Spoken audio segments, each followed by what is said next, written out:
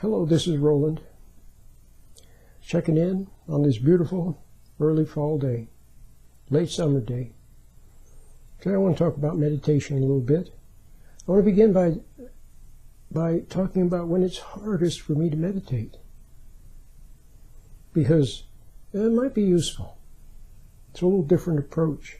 See, sometimes when you come at something from a different angle, then it helps people. So when is it hardest for me to meditate? First thing in the morning. I get up, drag myself somewhere to sit, and sit down to become aware of my hands. Like right now as I'm talking, I'm aware of my hands. They feel a little bit tingly, a little bit warm and tingly.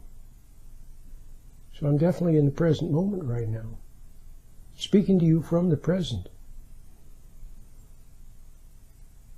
Well, in the morning, when I go to meditate, I sit down, become aware of my hands, and of course I close my eyes, look at the inside of my eyelids, at the little patterns of light, little sparkly light, little glow of light, and observe thought. The thoughts rise up very quickly, and I observe them, instead of escaping into them. But they're very strong in the morning. Very strong. In the morning, after your body has rested, you wake up and you're ready to go. Your body's ready to go. And so pretty soon you sit there and immediately thoughts, what I'm going to do, where I'm going to go, things I want to say, things I want to do, and I observe them. But I can see there's a little tendency to get pulled into them. I get pulled in and I snap out. Then I'm back in the present again. Then another thought comes along and snatches me away, and then I pull back, and then I'm back in the present again. So I watch thoughts and snap out. Okay? Well, that's the meditation. Now, this might be something useful to tell you. Some people think, well, when I meditate, they think that I have to feel saintly or feel this glorious, wonderful peace, or feel elevated, or somehow do it perfectly. No. If you sit down with the intent of observing thought, being in the present, then the thoughts arise and they seek to pull you away, and you just observe them. But in the past you struggled with them. Either you fell into them and escaped into them, and then you drifted away on the dreamboat with your fantasy thoughts. See, a lot of people, I was teaching a class this last Saturday, and the guy said that his biggest problem when he's out driving is daydreaming. He says, it's the example I always give, but he said it himself. He said, I very often drive right past the exit I was supposed to take because I'm lost in thoughts. Well, I couldn't help but agree, but that's a big problem that people have, but at least he's aware of it. See, he's aware of it, which is very similar to standing back. Standing back and observing it, watching. See? So there's a big difference. I want to make that clear. If you sit down to meditate, and it's difficult, the thoughts keep trying to snatch you away, and it's a struggle of sorts, but it's not a struggle. In other words, there's no energy, there's no will, there's no resentment, there's no frustration. It pulls you away, and then you snap out, and you're back in the present again. See? Over and over. But here's the important thing. When you're back in the present again, a thought comes along, what you're going to do that day, and it pulls you away for a little while, 10 seconds or half a minute or whatever. And all of a sudden you realize that you've been snatched away, and then you're back in the present again. When you're back in the present again, you are close to the inner light. You're close to your intuition.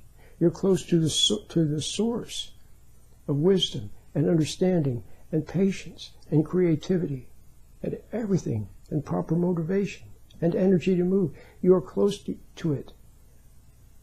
And so you get something from it. And then the thought tries to snatch you away, and then you're back. Okay? So when you're done meditating, you think, whoa, all I was doing was getting snatched away by thoughts and then snapping out of it. That's fine. Okay? That's fine. So when else is it hard for me to meditate? When I'm sick. Really sick. Then the thoughts, delirium, you know, like if you have a little fever or something, it's like they kind of tend to rise up and overwhelm. It makes it difficult to meditate. Okay. Another time that's difficult to meditate, and it surprises me, is overnight. There's a tendency to get lost in dreams. Well, that's okay when you fall asleep and you're asleep. But then when I wake up during the night, for some reason, just wake up and try to meditate. Sometimes I can do it okay, and other times it's not so easy. But I still do it anyway. Okay? It's the thought that counts, and the practice. Okay? The thought, and then doing it, even if it's imperfect. So the idea that you have to get it perfect, that's not a good idea. The idea that it can become a formula thing where you can automatically make it the same every time. No, it's different every time. So hopefully that might be a little bit helpful to you, because the idea, you see, is to come back to back to the present, to the presence in the present. So here I am talking, and I'm aware of my hands. And I don't have my eyes closed to observe thought, but the thoughts are coming now, but they're good thoughts, aren't they? These are good thoughts, helpful thoughts, useful thoughts, positive thoughts. Okay? Not the usual drifting way in daydreams and fantasies and reliving the past and worrying about the future, not that usual stuff. Good thoughts. Okay? Coming from the present. Well, I hope you enjoyed today's little talk. I'm going to stop right now. Keep this lecture under 10 minutes. Okay? My name is Roland.